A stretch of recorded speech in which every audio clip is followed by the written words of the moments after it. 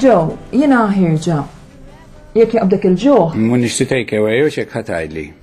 Għall-informazzjoni tiegħek l-istejtek paqi. Kol ma tittommet poġġa fil-microwave. X'man ħobbok jien għal kollox taħseb int. Samurnejn noħti tixtri l-libsa tat-tieġ. Qabel jumej wara minn issa narak jiena, ħajaħseb li għal aktar ikel? X'ħsibna ta' Abdillajt? Aħna nafu x'irridu u morru mal-ewwel fuq ras il-ħin. Kelma għatlek. Moħħok hemm ara kif issuqax biex Italja jagħmel jista' jkun hemm miżlieq barra. Mela nsejt li jiena ġibt il-liċenzja qablek. Ħallejtek. Ma kif ma tistax tfendi waħda ma daw in-nisa ara ħabħat sewwa li mara waħda biss nistgħu niżżewġu ta'.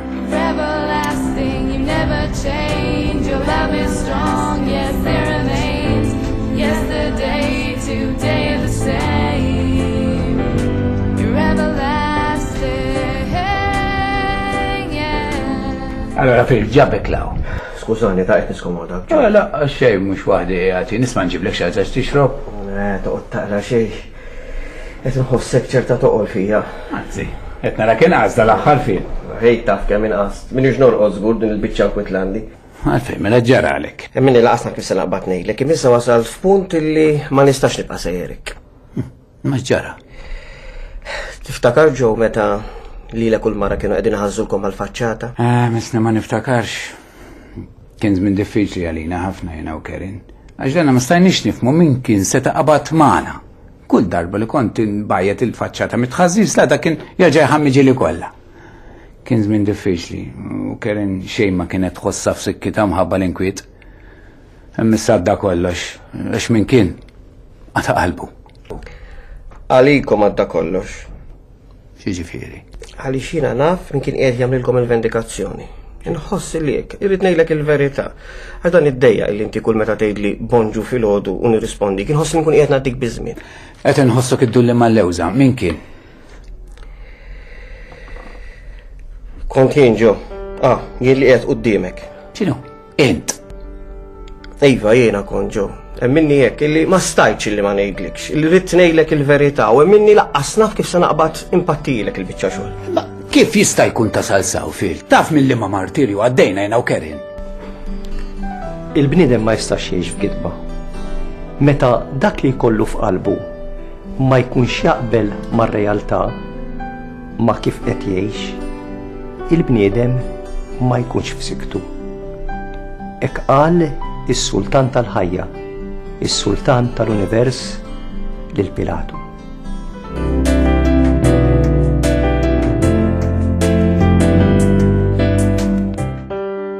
Mill-Evanġelu ta' San Ġwan. Pilatu raġa daħal fil-pretorju, sejjaħ lil Ġesu u qallu: Inti sultan tal-Lut? Ġesu wieġeb: Dan qiegħed tajdu int minn moħħok, jew kienu oħrajn li qalulek dan fuqi? Pilatu wieġeb: Mela jiena ludi, kien il-poplu tiegħek u l-qassisin il-kbar li tawk fidejja, x'għamilt? Ġesu wieġeb: Is-saltna tiegħi mhijiex ta' din id-dinja. Li kieku saltnati kienet ta' din id-dinja, l-assess tiegħi kienu jiġġieldu biex ma ninatax f'idejn il-Lut. Imma ta' bilħaq saltnati mhijiex ta' hawn. Pilatu qallu: Mela int sultan? U Ġesu wieġeb: Int qiegħed tgħidu jien sultan. Jien għalhekk twelidt u għalhekk ġejt fid-dinja biex nixhet għall-verità. U kull min iħobb il-verità jisma' leħni.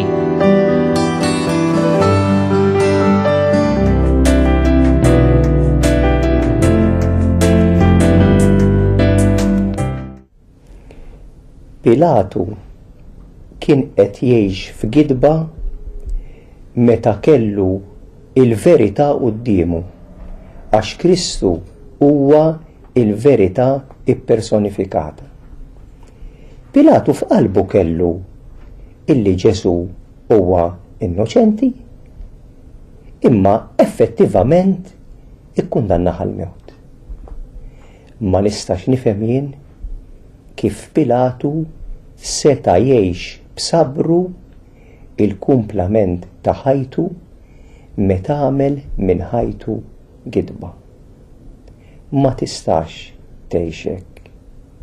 Nippruvaw nagħmluha, Raġel miżżewweġ jista' fil-waqt li għandu mara d-dar tħobbu u tirrispettah ifittex mar oħra, imma ikun qed jgħix f'gidba għax ma jkunx fidil u mhux se jgħix b'sabru.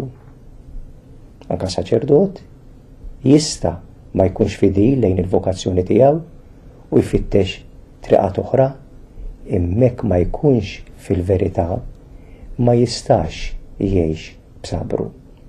Nista' jien fil-waqt li qed niġi afdat milli mallem tiegħi għaliex għandu l-impressjoni li jiena raġel sewwa, inkun minn warajh qed nitħaq bih. Nista' lil kollegi tiegħi nagħmilhom il-bsaten fir-roti jew minn warajhom intihom bis-sejf. Imma din tkun gidba. U jekk ngħix f'gidba qatt ma nkun kuntent. Biex jiena ikolli il-paċi f'qalbi irrid ngħix fil-verità.